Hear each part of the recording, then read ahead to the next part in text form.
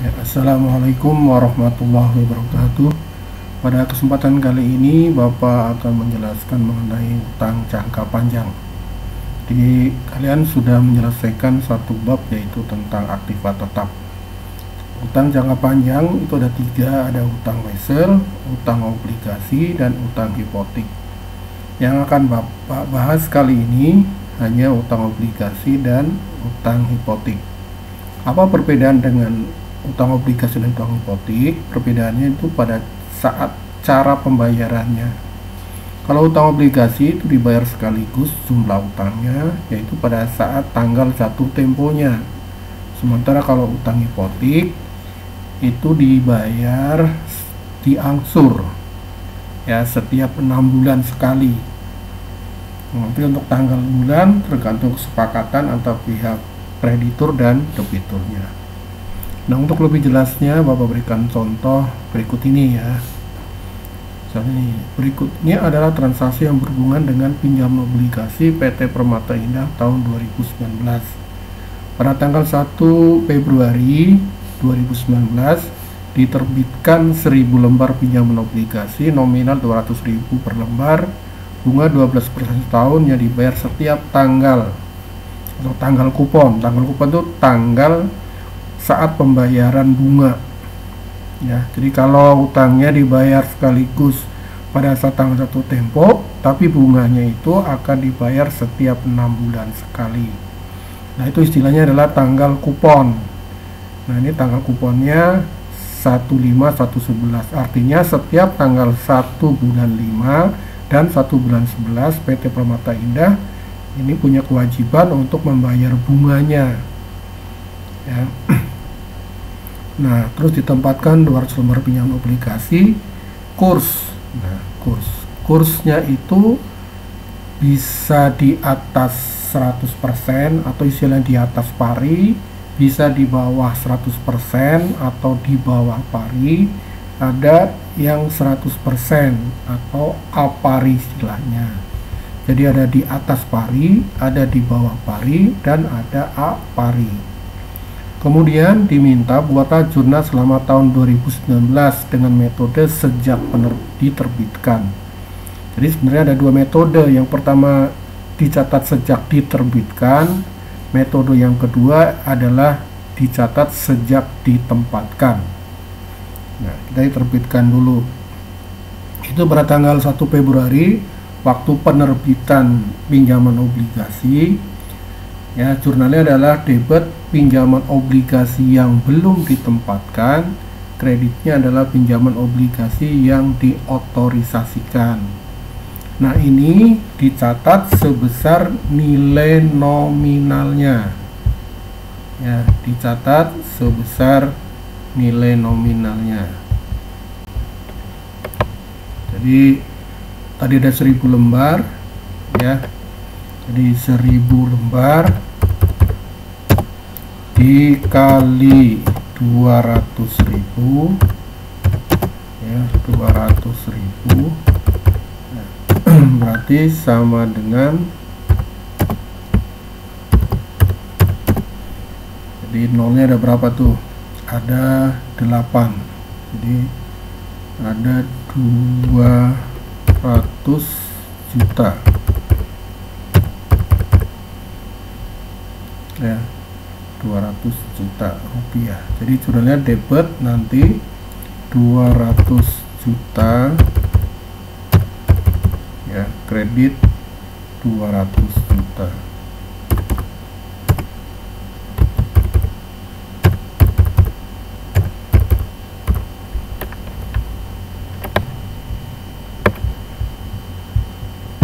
Nah, ini jurnal waktu diotorisasikan.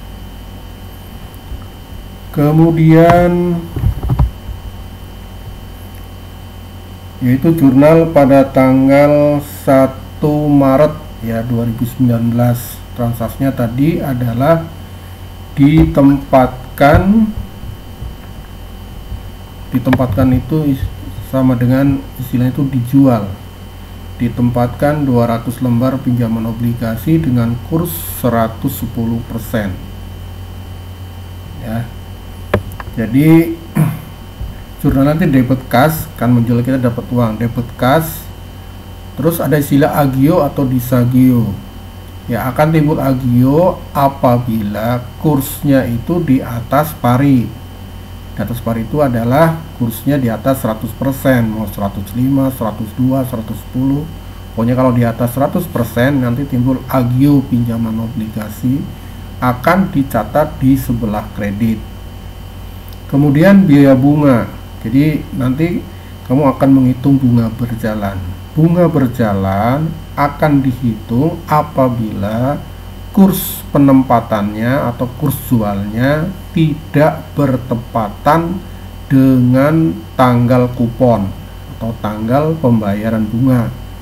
Tadi kan tanggal pembayaran bunganya tanggal 1 bulan 5 atau tanggal 1 bulan 11. Jadi kalau penempatannya tidak pada tanggal 1 bulan 5 dan 1 bulan 11, berarti akan menghitung yang namanya bunga berjalan.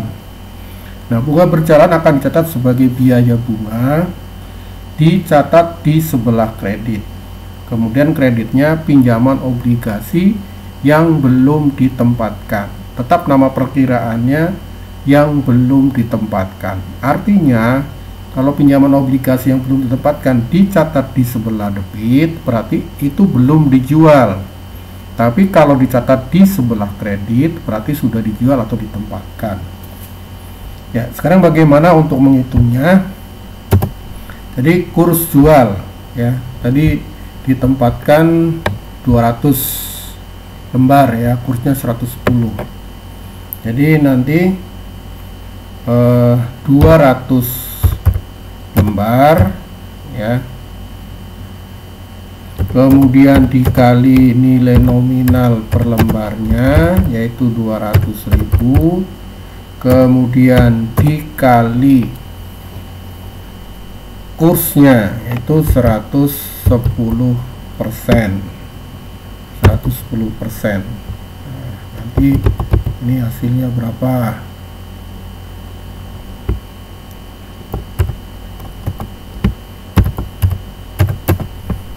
Ya, 440. Jadi nolnya ada 1 2 3 4 5 6 7, ada 7. Jadi 744 juta. Ya, 44 juta. Kemudian kamu hitung nilai nominalnya. Nilai nominal berarti ya 200 lembar, ya, dikali 200.000, ya, 200.000. Jadi sama dengan berapa? Ya, betul, sama dengan 40 juta. Nah, selisih antara kurs jual dengan nilai nominal itu nanti yang disebut dengan agio, ya. Di agionya ada berapa? Ya, betul, ada 4 juta. Agionya 4 juta. Ya, seperti itu.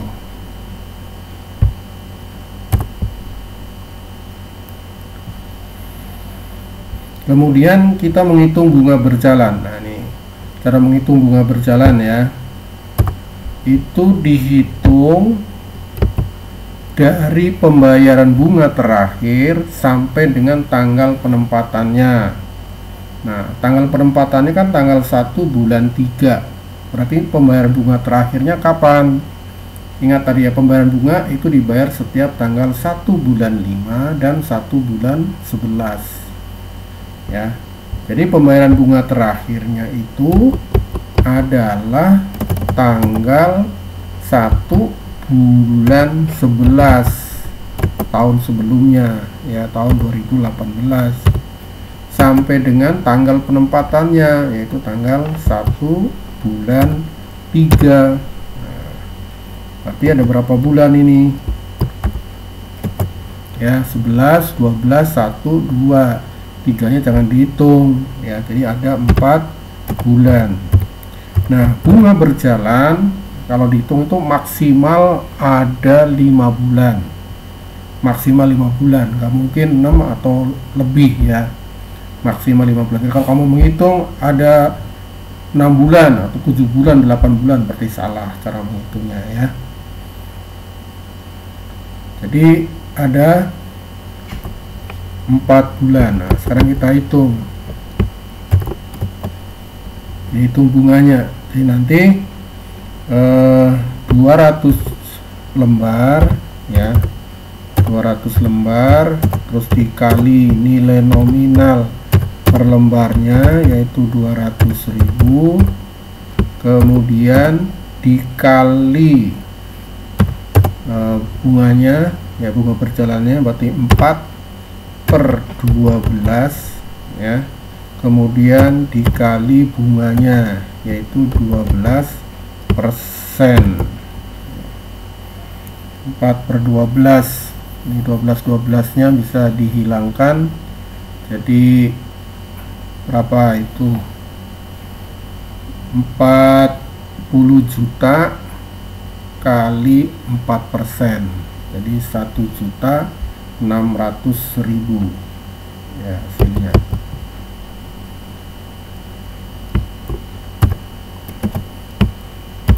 Rp1.600.000.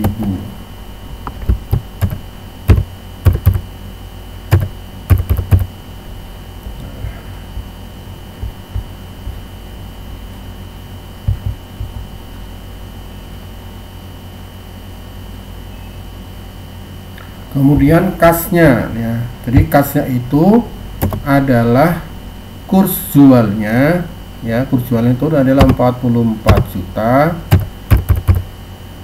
kemudian ditambah dengan agionya atau bunga berjalannya, bunga berjalannya itu 1.600.000 ya, 1.600.000, jadi sama dengan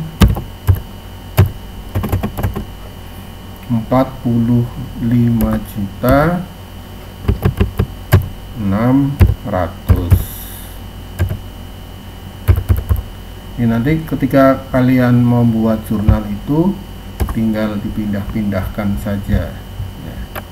Nanti debit sini 45.600 ya, 45.600,